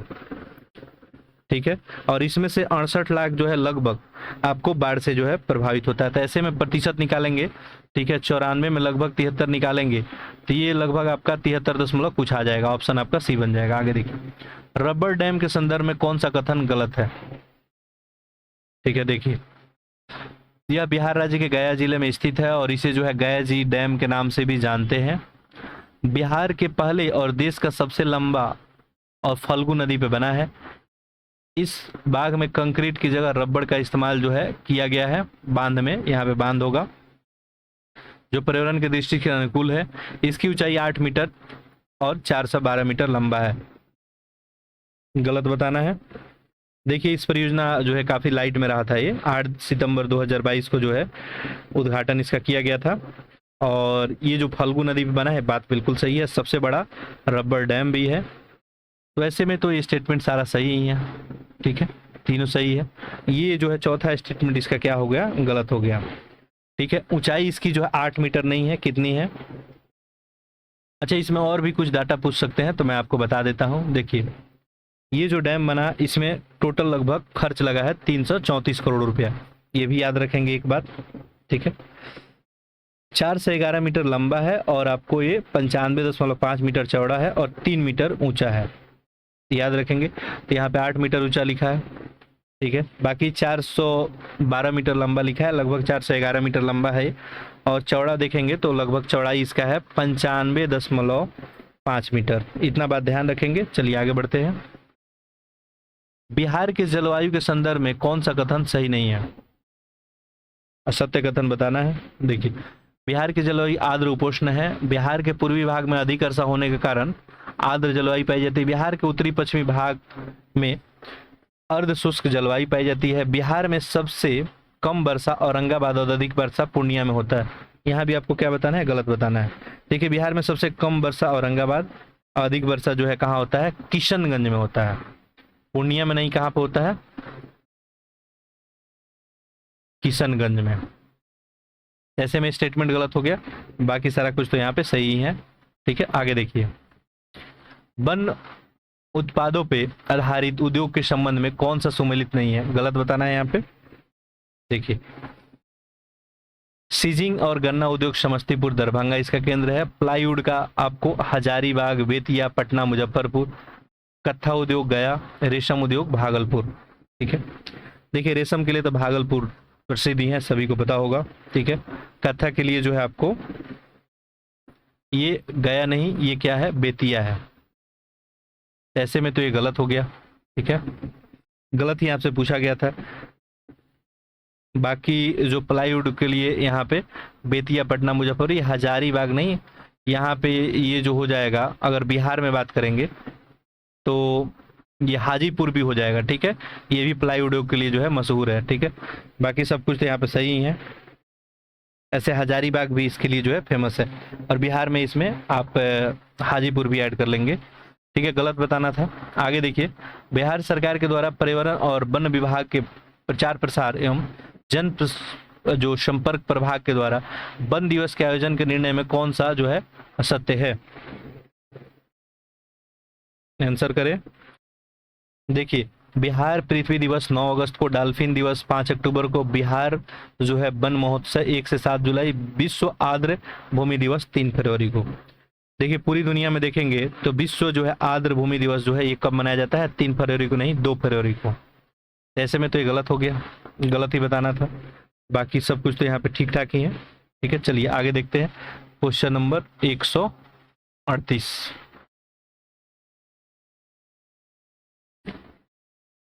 ठीक है, लेक्चर को आप लोग अधिक से अधिक जरूर शेयर कर देंगे। देखिए, क्वेश्चन क्या पूछा गया है, बिहार राज्य वन नीति के संदर्भ में कौन सा कथन जो है असत्य है, गलत बताना है। ठीक है, आपको ऑप्शन पूरी तरह से दिख नहीं रहा होगा, चलिए अब तो दिख ही रहा होगा। बिहार राज्य वन नीति के संदर्भ में देखिए, इस नीति का जो है मुख्य उद्देश्य राज्य के वन क्षेत्र को बढ़ाकर 33% तक करना है, ये बात सही है। सामाजिक वानिकी के साथ कृषि वानिकी कार्यक्रम को बढ़ावा दिया जा रहा है। बर्मी कंपोस्ट को व्यावसायिक उत्पाद पे अनुदान देने वाला बिहार देश का दूसरा राज्य है, और बिहार के बेगूसराय को बर्मी कंपोस्ट का जनक माना जाता है। इसमें गलत कथन आपको बताना है। देखिए, बर्मी कंपोस्ट को व्यावसायिक उत्पाद पे जो है अनुदान देने वाला बिहार जो है देश में दूसरा नहीं, पहला राज्य है, सबसे ज्यादा अनुदान दिया जाता है। ऐसे में गलत हो गया, तो ऑप्शन यहाँ पे सी आपका सही हो जाएगा। ठीक है, सत्य ही बताना था। बाकी बिहार का टारगेट क्या है वन नीति का, कि बिहार में वन क्षेत्र को बढ़ाकर 33% तक कर दिया जाए। सामाजिक जो है वानिकी के साथ का कृषि वानिकी भी बढ़ाया जाए। अगला प्रश्न देखिए, तो बिहार से चूंकि 5 प्रश्न आते हैं इसलिए यहाँ पे कंटिन्यू प्रश्न है। बिहार में जो है वनों के विवरण प्रतिशत के अनुसार सबसे अधिक वन आवरण वाले जिले का सही क्रम क्या है? देखिए, चूंकि यहाँ पे क्या पूछा गया है, प्रतिशत के अनुसार सर्वाधिक वन आवरण वाला, तो सबसे ज्यादा जो है आपको कैमूर में जो है इन ऑप्शनों में देखेंगे तो 31.56, जमुई में जो है 21, और नवादा में जो है आपको 20, लगभग 20 है। तो ऑप्शन यहाँ पे देख लेते हैं, कैमूर, जमुई और नवादा, ऑप्शन सी हो जाएगा। यहाँ पे प्रतिशत के मामला में बताया गया था, ठीक है, सबसे अधिक नहीं। ठीक है, तो ऐसे में ऑप्शन सी हो जाएगा। आगे देखिए, क्वेश्चन नंबर 140, बिहार की मिट्टिया के संदर्भ में कौन सा जो है सही सुमेलित नहीं है, गलत बताना है यहाँ पे। देखिए, तराई मिट्टी जो है चंपारण और किशनगंज के आसपास, तो ये बिल्कुल सही है, तराई मिट्टी यहाँ पे पाया जाएगा, कुछ किशनगंज के आसपास और कुछ चंपारण के आसपास। नवीन जलोढ़ चंपारण और पूर्णिया, बलथर कैमूर के क्षेत्र में, अभ्रक गया के क्षेत्र में, गलत बताना है। जो कि अभ्रक मिट्टी वास्तव में जो है पहाड़ी मिट्टी होता है, तो इसमें जो है अभ्रक की प्रधानता देखने जाती है। और बिहार में अगर देखेंगे, बात करेंगे तो नवादा का जो रजौली प्रखंड है यहाँ पे मिट्टी ज़्यादा देखने को आपको मिलेगा। तो ऐसे में गलत ऑप्शन कौन हो जाएगा? Option D. बाकी सब सही है, नवीन जलोढ़ चंपारण पूर्णिया में, कैमूर के क्षेत्र में बलथर मिट्टी वगैरह। आगे देखिए, बिहार की प्रमुख नहरें और उससे लाभान्वित होने वाले जिले से संबंधित कौन सा सुमेलित नहीं है? ठीक है, आंसर करें इसका। देखिए, तिरहुत जो है इससे लाभ कौन लेता है? तिरहुत नहर से सारण और चंपारण, त्रिवेणी से पूर्वी और पश्चिमी चंपारण, कमला से दरभंगा मधुबनी, और गया तेऊर से गया। देखिए, तेऊर नहर जो है ये गंडक नदी से निकलता है, और गया इसका लाभ कैसे ले सकता है? आप सभी को पता है कि गंडक नदी जो बिहार के जो है आपको उत्तरी क्षेत्र में है, तो तेऊर से अगर लाभान्वित होने की बात है तो कौन होगा आपका? चंपारण ही जिला होगा। तो ऐसे में गलत हो गया, बाकी सब सही है, तिरहुत से सारण और चंपारण, त्रिवेणी से पूर्वी और पश्चिमी, और कमला से दरभंगा और मधुबनी। आगे देखिए, 100 यहाँ पे गलत ही ना पूछा गया था, हाँ ठीक है। निम्नलिखित में कौन सुमेलित नहीं है, बताना है इसमें, आंसर कीजिए। देखिए यहाँ पे क्या पूछा गया है, कृषि रोड मैप 1, फिर रोड मैप 2 है, 3 है, 4 है, कब से कब के लिए है? ठीक है, तो देखिए यहाँ पे रोड मैप 1 जो है 2008 से 12 के लिए था, ये सही है। 2012 से 17 था ये। रोड मैप जो है 3 2017 से ये 22 तक था। देखिए यहाँ पे सीक्वेंस ब्रेक हुआ है, 2017 से 22 तक था, ये गलत हो जाएगा। बाकी रोड मैप 4 जो है 22 से लेकर 27 तक का है। आगे देखिए, बिहार में किस भाग को डॉल्फिन अभयारण्य जो है घोषित किया गया है? देखिए, भागलपुर और जो कहलगांव के बीच का गंगा नदी की धारा है, इसी को घोषित किया गया है डॉल्फिन अभयारण्य। तो ऐसे में ऑप्शन आपका यही सही हो जाएगा। आगे देखिए 144। ठीक है, आप लोग पैरेलली आंसर जरूर करते रहेंगे। बिहार का कौन सा कृषि जलवायु क्षेत्र व्यावसायिक फसलों को उत्पादन के लिए जाना जाता है? व्यावसायिक फसल, ठीक है। तो इसका आंसर क्या हो जाएगा? उत्तरी पूर्वी जो है जलवायु क्षेत्र, ऑप्शन ए हो जाएगा। ये व्यावसायिक फसल के लिए उपयोगी होता है। निम्नलिखित में से सुमेलित कीजिए। एक तरफ नदी है और एक तरफ है उद्गम स्थान, ठीक है। देखिए, सरयू है, कमला है, सोन है, अजय है। ये प्रश्न भी आपके एग्जाम में अभी तक पूछे गए हैं। देखिए सरयू, इसमें अगर कोई भी आपको पता है, जैसे मान लीजिए आपको पता है सोन ही, सोन का उद्गम क्या है आप सभी को पता है, अमरकंटक है। तो सी का क्या होगा? 3 होगा। अच्छा, तो ऐसे ऑप्शन पे आएंगे और सी का 3 जो है ए और बी में दिख रहा है, सी और डी में, तो ये ऑप्शन आपका एलिमिनेट हो गया। बाकी और कुछ पता है तो आप यहाँ से देख सकते हैं, ठीक है। देखिए, ये सरयू जो है ये आपको, ये नम्पा नेपाल से ही निकलती है, ये तो ए का 1 हो जाएगा। तो ऐसे में ऑप्शन क्या बन जाएगा आपका? बी बन जाएगा। देखिए, ए का 1, और बाकी कमला जो है महाभारत श्रेणी से, और अजय जो है आपको ये बट जो है पांड क्षेत्र से। आगे देखिए, अगला है 146। नीचे दिए गए राज्यों के क्षेत्रफल की दृष्टि से बिहार किसके सबसे समीप है? सबसे समीप किसके है ये पूछा गया है। देखिए आंसर कीजिए। तमिल है, अरुणाचल प्रदेश और पश्चिम बंगाल और झारखंड है। राज्यों के क्षेत्रफल की दृष्टि से, ठीक है, तो सबसे समीप तो हो जाएगा ये पश्चिम बंगाल से ही, ऑप्शन यहाँ पे सी बन जाएगा। आगे देखिए, क्वेश्चन नंबर 147।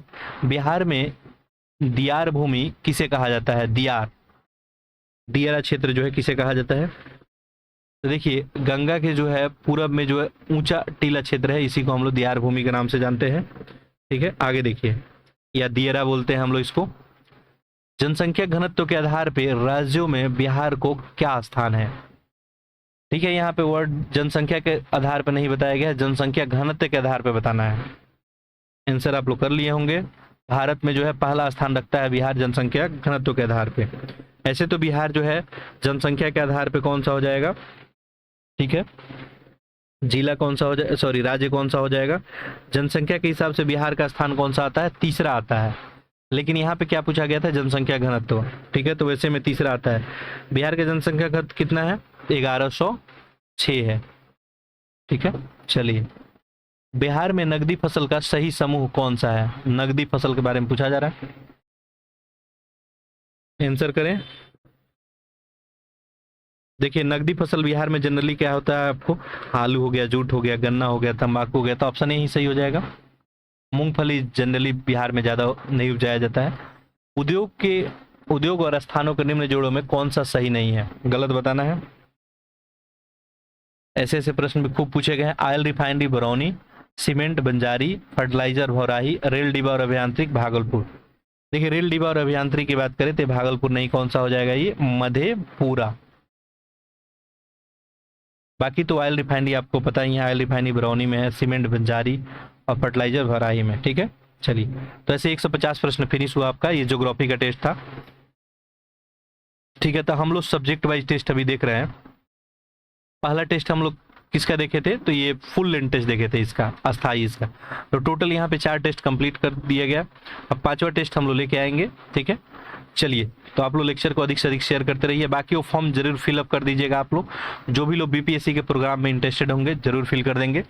देखिए, उसमें अगर सीट पूरा हो जाता है, क्योंकि मैं एक उसमें संख्या निर्धारण किया हूँ, वो सीट जैसे ही कंप्लीट हो जाएगा तो उसके बाद अगर आप फॉर्म फिल करते हैं तो जनरली आपको जो है हम वहाँ पर नहीं रख पाएंगे। क्योंकि देखिए, जो मैं डिसाइड किया हूँ तो मैं उतने ही लोगों को लूँगा जो लोग बिल्कुल इंटरेस्टेड होंगे। नहीं, हमें तो एग्ज़ाम निकालना भी है, हम मेहनत करने के लिए तैयार हैं, ठीक है, ये कंडीशन उसमें है।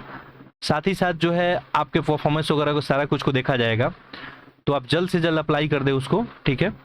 17 जो है मैं आपको बता चुका हूँ, जुलाई से हम प्रोग्राम स्टार्ट कर देंगे। टाइम आपके एग्जाम में जो है ज़्यादा बचा नहीं है। बाकी आर अगर ये लेक्चर देख रहेंगे आर वाले, यूपीपीसीएस वाले, तो वो भी अपना फॉर्म अप्लाई कर देंगे। चलिए, आप सभी का बहुत बहुत धन्यवाद।